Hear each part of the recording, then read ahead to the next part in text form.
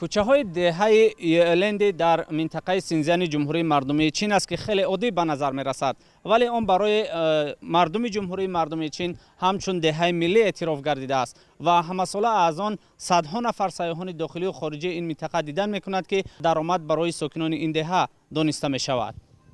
دهه یویلند در حوزه سیته منطقه خودمختار سینزیان اویغور جمهوری مردمی چین واقع است. این دهه همچنین با نام سرزمین ماهتاب یاد می شود، زیرا به گفت ساکنانش آن از بالا چون ماهتاب به نظر می رسد. دهه دارای 1503 نفر اهالی می باشد و شغل اساسی ساکنانش کشاورزی است.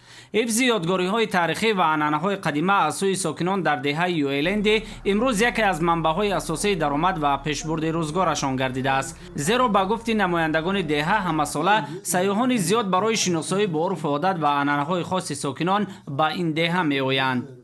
ҳамасола сокинони ин деҳа 600-700 нафар сайёҳро қабул мекунанд.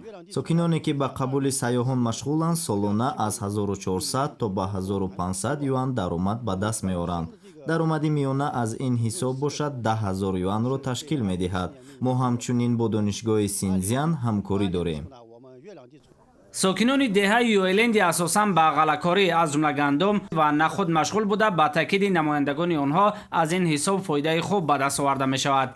در دهه خانه‌های قدیمه و عرف و عادت‌های خاص باستانی مردم چین با شکل خاص حفظ کرده شده است. همین است که حکومتداران برای حفظ دهه و باز هم فراهم آوردن شرایط مساعد برای سیاحان در این موضع تاریخی توجه زیاد می‌دهند. طبق معلومات سال 2016 برای حفظ عنعنه‌های ملی و تعمیر و نوسازی خانه‌های این دهه 30 میلیون یوان جدا کرده شده است. сокинони деҳа барои сайёҳон таомҳои миллии қадима омода ва пешниҳод мекунанд ва барномаҳои рангин доранд ки барои онҳо хеле писанданд.